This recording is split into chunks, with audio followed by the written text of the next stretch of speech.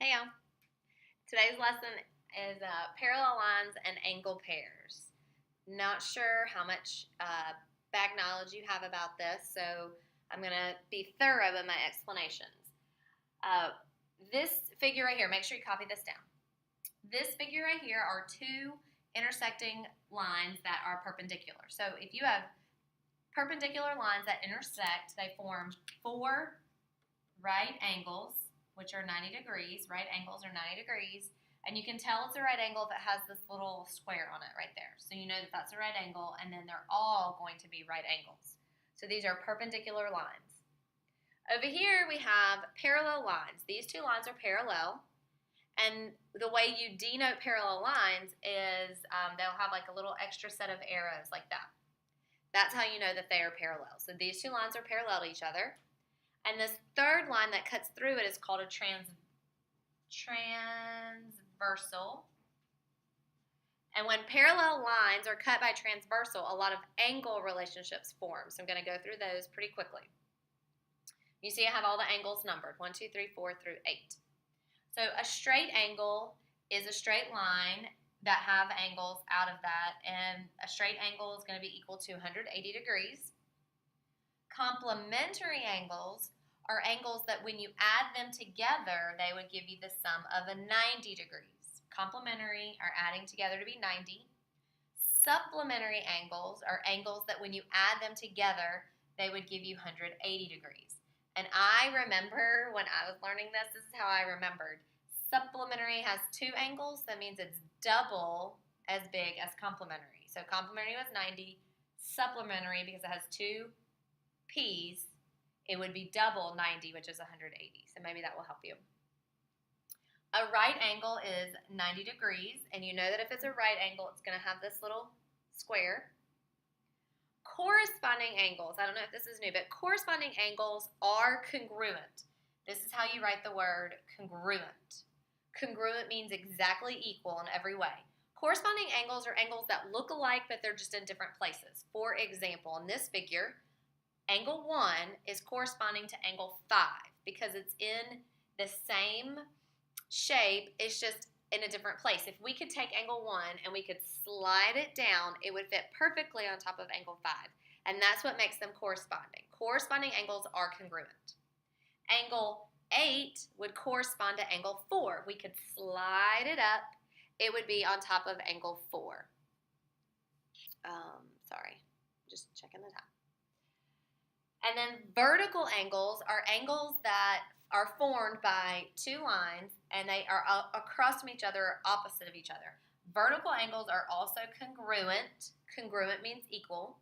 And they kind of form a V. For example, in this figure, 2 and 3 are vertical angles. They are across from each other, and you can see the kind of the two V's that are formed. And they are congruent, which means they're equal. So 1 and 4 are vertical angles, 2 and 3 are vertical angles. And then the last two, we have alternate interior angles. Oh, sorry, this is the angle symbol. It kind of looks like a less than with a curve. So I'll be using the angle symbol a lot. Alternate interior angles are the inside angles. So do you see this figure? These are the inside angles, 3, 4, 5, and 6. These are inside. Your alternate interior are the opposite, kind of alternate interior. So for this example, angle 4 and angle 5 are alternate interior. They're on different sides of the line, but they are congruent. That means angle 4 and angle 5 have the same measure. Alternate interior angles. Angle 3 and angle 6 are also alternate interior angles. Now, alternate exterior angles are kind of the same thing, except they're on the outside. So we have angle 1 way up here. The alternate exterior angle for 1 would be 8. It's on the exterior, and it's on the other side of the transversal. So this is on the left side of the transversal, and the right side of the transversal would be angle 1 and angle 8. And alternate exterior angles are also congruent, which means they're the same measurement. So angle 2 and angle 7 would be alternate exterior angles. We're going to use all these vocabulary words in just a moment. All right, pause it, copy this down.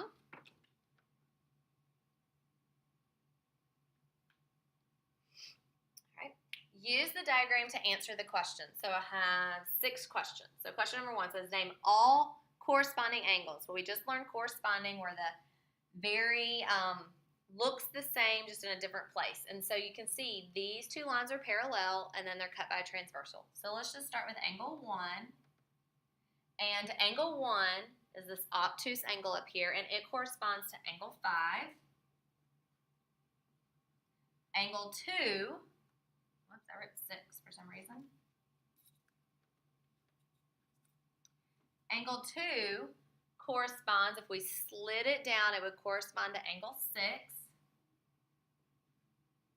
Angle 3 corresponds to angle 7.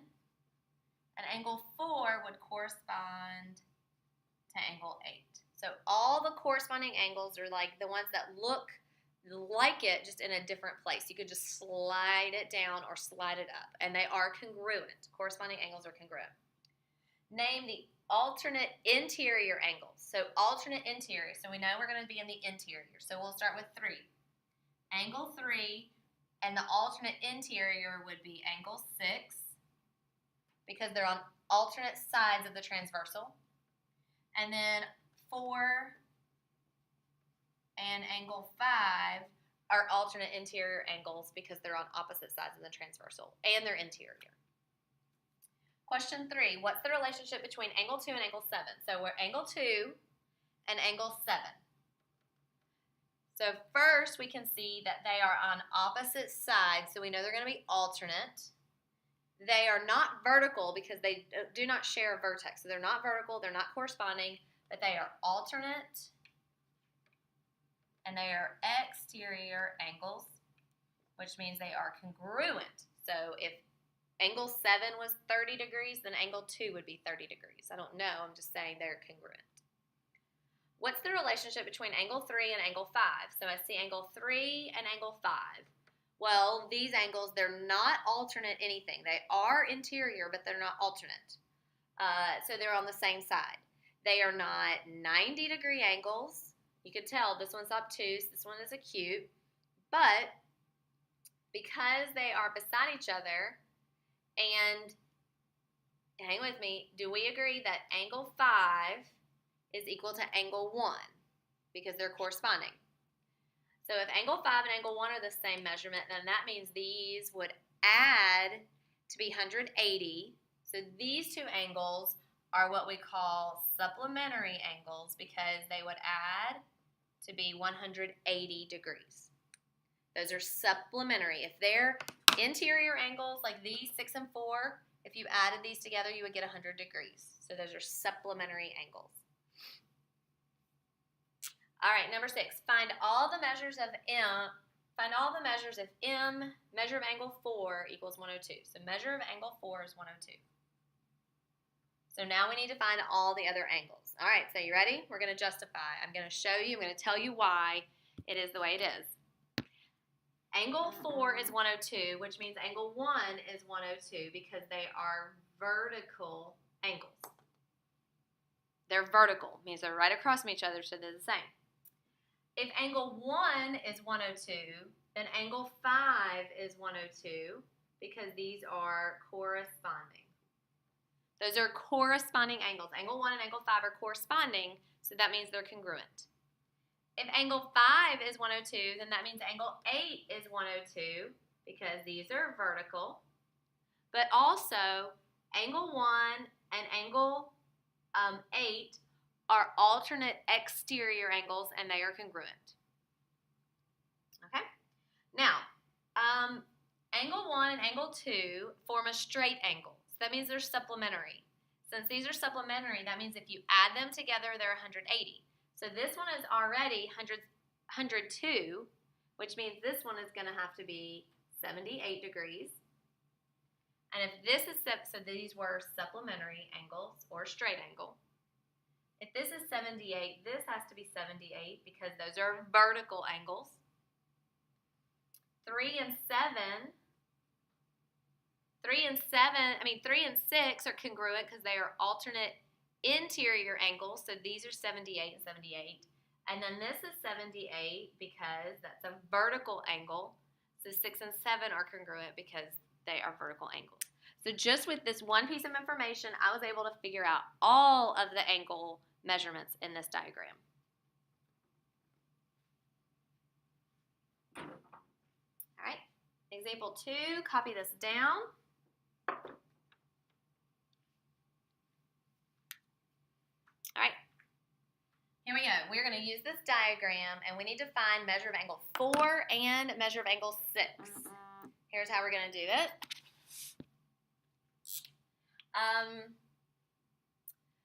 Measure of angle 4 is right here,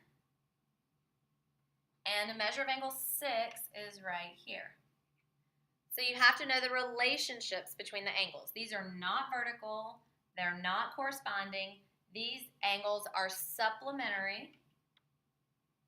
And if it has 2 P's, then it's 180 degrees. That means if we add these angles, they're going to be 180 degrees. I don't know if you can read this. This says 2x plus 20, and this says 6x. So we have to add these angles together to get 180. 2x plus 20 plus 6x equals 180. Here come our algebra skills. We've been solving equations. You combine like terms, you get 8x plus 20 equals 180. Subtract 20 from both sides. 8x equals 160. And x equals 20. That's great, and that's wonderful, but that doesn't answer our question. Our question says, what is the measure of angle 4 and angle 6? Once you find the x, you have to plug it back in. So let's do 4. 2 times 20 plus 20. So 40 plus 20 is 60. So angle 4 is 60 degrees. And then we know 180 minus 60 should be 120. So this one should be 120. Let's just double check. Where's angle 6? 6x. So 6 times 20 is 120 degrees. So I used my angle relationships and I used my algebra skills to solve this problem. Let's do this one together. B. We need to find x, find ABC, and find DCE. Angle ABC is ACB. The middle letter is always your vertex in the middle of the angle. So ACB and DCE. These angles are vertical angles. So I know that they are congruent because they are vertical angles. Vertical angles, and they are congruent. That means whatever this one is equal to this. So I have my degrees over here as an expression. I have to set them equal to each other because the angles are equal. So 18 plus 8x equals 7x plus 30. We have variables on both sides. So I'm going to subtract 7x, and then I'm going to subtract 18. So x equals 12. That's great, but it doesn't, if it solves my solving for x. Sorry. But now that I know that x is 12, I plug it back in to find my angle measurements. I'm just going to pick the top one.